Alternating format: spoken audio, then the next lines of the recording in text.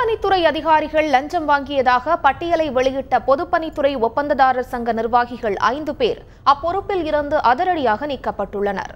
பொதுப்பணித்துறையில் அதிக அளவில் லஞ்சம் வாங்கும் அதிகாரிகள் பட்டியலை ஆடியோ ஆதாரத்துடன் பொதுப்பணித்துறை ஒப்பந்ததாரர் சங்கத்தை சேர்ந்த நிர்வாகிகள் சிலர் அண்மையில் வெளியிட்டனர்.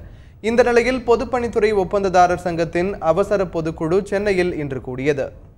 அதில் சங்கத்தில் ஆலோசனை நடத்தாமல் பொதுப்பணித்துறை அதிகாரிகள் குறித்து உண்மைக்கு புறம்பான தகவல்களை வெளியிட்டதாக கூறி சங்க நிர்வாகிகள் 5 பேரை அப்பொறுப்பில் இருந்து நீக்கி தீர்மானம் நிறைவேற்றப்பட்டுள்ளது. தேர்தல் மூலம் புதிய நிர்வாகிகள் தேர்வு செய்யப்படும் வரை சென்னையில் உள்ள ஒப்பந்ததாரர் சங்க அலுவலகத்தை மூடவும் கூட்டத்தில் தீர்மானிக்கப்பட்டுள்ளது. உறுப்பினர்கள் எவருக்கேனும் ஏதாவது குறை இருப்பின் துறை உயர் அதிகாரிகளையும் அரசையும் அணுகி தீர்வு காண பல்வேறு வழிமுறைகள் இருந்தும் சங்கத்தின் பெயரில் பொதுவாக குறை கூறுவது ஏற்கத்தக்கதல்ல. இச்செயல் சுமார் 100 உறுப்பினர்களை கொண்ட நமது சங்கத்தில் சில பொறுப்பாளர்கள் மட்டுமே தங்களின் சுயலாபத்திற்காக தன்னிச்சையாக எடுக்கப்பட்ட தவறான முடிவாகும். எனவே இந்த தவறான நடவடிக்கையை கண்டித்து இத்தீர்மானம் நிறைவேற்றப்படுகிறது.